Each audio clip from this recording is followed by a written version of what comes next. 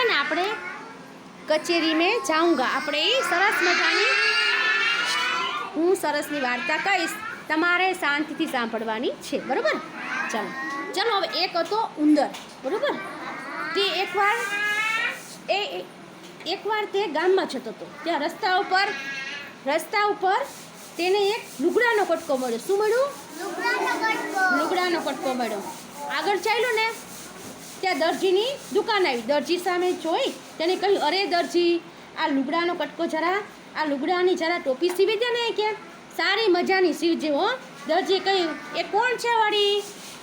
ઉંદર કહે, એ તો ઉંદર છું. તો જરા ટોપી સીવી દે. સીવી પાર કેમ લગાડે છે? દરજી કહે, ચાલતો કે આ ગજ મારીને તો મરી જાય. મરી કે શું ખબર છે? એ ટોપી સીવાની ના પાડે છે, બરોબર ને? હવે જો ઉંદર કહે, શું બોલ્યો? આ ટોપી સીવી દે છે કે નહીં? કેમ નથી સીવી દેવી? જોજો ટોપી સીવી દે, નહીં તો કચેરી મેં જાઉંગા, સિપાઈ को बुलाऊंगा, बड़े मार देऊंगा, तमाशा देखूंगा. दर्जी કહે, શું બોલ્યો? ઉંદરડા ફરી બોલતો હોય કે? ઉંદર કહે, કચેરી મેં જાઉંગા, સિપાઈ को बुलाऊंगा, बड़े मार देऊंगा, तमाशा देखूंगा. દરજી તો એકદમ ભીગ્યો. દરજી, ભાઈ સાહેબ, કચેરીમાં જઈશ માં કે લાવ તારું લુગડું, લાવ ને ઝટ ટોપી સીવી દઉં કે. પછી ઉંદરને ટોપી સીવી દીધી અને ઉંદર પાછો ટોપી પહેરી ને આમ જો રોફમાં આગળ જાય. રોફમાં આગળ જાય અને ત્યાં ભરત પરનાની દુકાન આવી. શું આવ્યું? ભરત પરનાની દુકાન આવી. ભરત પરનાની સામે જોઈ અને ઉંદર કહે, અરે ભરત ભરવાળા ભાઈ, આમાં કે થોડું ભરત ભરી દે ને. એ કે ભરત ભરવા બરાબર ને? તારે ઉંદરભાઈને ઓળખે છે ને ભરતવાળો? કોઈ હવે ચાલ્યો કે આ સોય મારીને તો મરી જાય. મરી કે ઉંદર કહે, એમ ઠીક, ત્યારે તને ખબર પાડીશ. કચેરી મેં જાઉંગા, સિપાઈ को बुलाऊंगा, बड़े मार देऊंगा, तमाशा देखूंगा.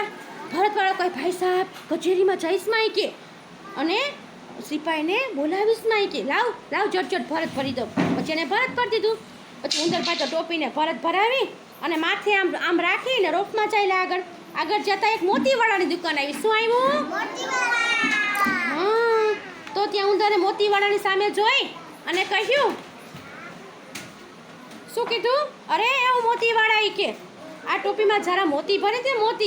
મોતીવાળા ચીડાઈને કહ્યું, કેમ મોતી કઈ મફત આવે છે કે? મોતીના તો પૈસા પડે છે. પૈસા કે ઉંદર કહે, એમ પૈસા પડે છે કે? ખરું, ઠીક, તને પણ જોઈ લો, હાલ. કચેરી મેં જાઉંગા, સિપાઈ को बुलाऊंगा, बड़े मार देऊंगा, तमाशा देखूंगा. મોતીવાળો તો એકદમ ડરી ગયો.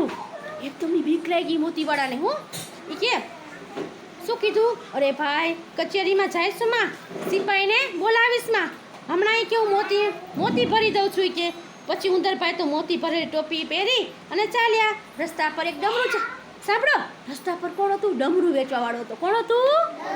હા, તેની પાસેથી ઉંદરે ડમરું માંગ્યું એટલે તને તો તરત જ ડમરું આપી દીધું. પછી ઉંદરભાઈ માથે ટોપી પહેરી અને ડમરું વગાડતો જાય. શું વગાડે?